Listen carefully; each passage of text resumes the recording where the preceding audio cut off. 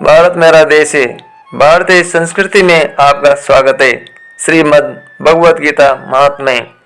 श्री पृथ्वी देवी ने पूछा, हे भगवान, हे परमेश्वर, हे प्रभु, प्रारब्ध कर्म को भोगते हुए मनुष्य को एक निष्ठ भक्ति कैसे प्राप्त होती है?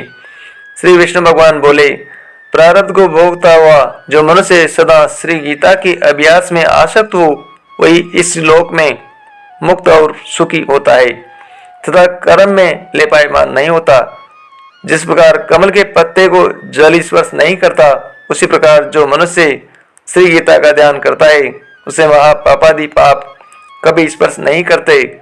जहाँ श्री गीता की पुस्तक होती है और जहाँ श्री गीता का पाठ होता है, वहाँ प्रयागादि सर्व तीर्थ निवास करते हैं। जहाँ श्री गीता प्रवर्तमान है, वहाँ सभी देवों, ऋषियों, योगियों, नागों और गोपाल बाल श्री कृष्ण भी नारद, ध्रुव आदि सभी पार्षदों सहित जल्दी सहायक होते हैं।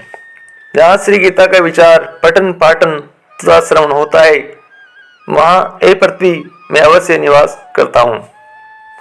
मैं श्री गीता के आश्रय में रहता हूँ और श्री गीता मेरा उत्तम घर है और श्री गीता के ज्ञान का आश्रय करके मैं तीनों लोकों का पालन करता हूँ।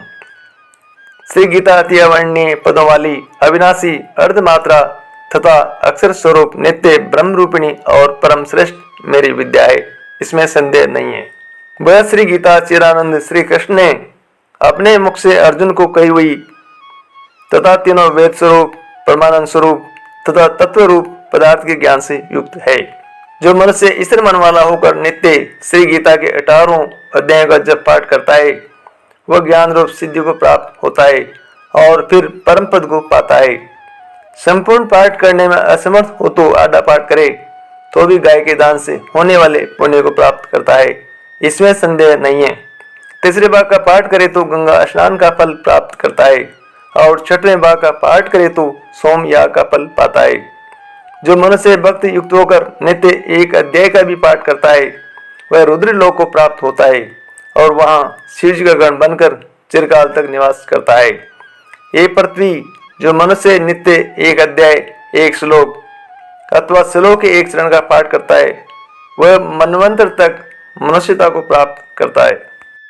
जो मनुष्य गीता के 10, 7, 5, 4, 3, 2, 1 या आदि श्लोक का पाठ करता है, वह अवश्य 10,000 वर्ष तक चंद्रलोक को प्राप्त होता है।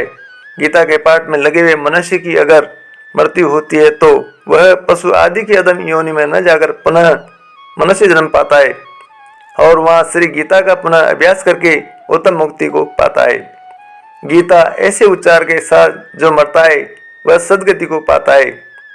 गीता का अर्थ सुनने में तत्पर बना हुआ मनुष्य महापापी हो तो भी वह वैकुंठ को प्राप्त होता है और विष्णु के साथ आनंद करता है। अनेक कर्म करके नित्य श्री गीता के अर्थ का जो विचार करता है, उसे जीवन मुक्त जानो। मृत्यु के बाद वह परम पद को पाता है। गीता का आश्रय करके जनक आदि कई राजा पाप रहित होकर लोक में यशस्वी बने हैं और परम पद को प्राप्त हुए हैं।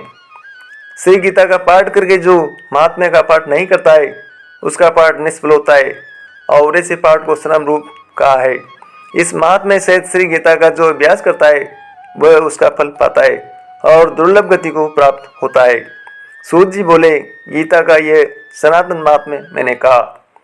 गीता पाठ के अंत में जो इसका पाठ करता है, वह उपयुक्त फल प्राप्त करता है।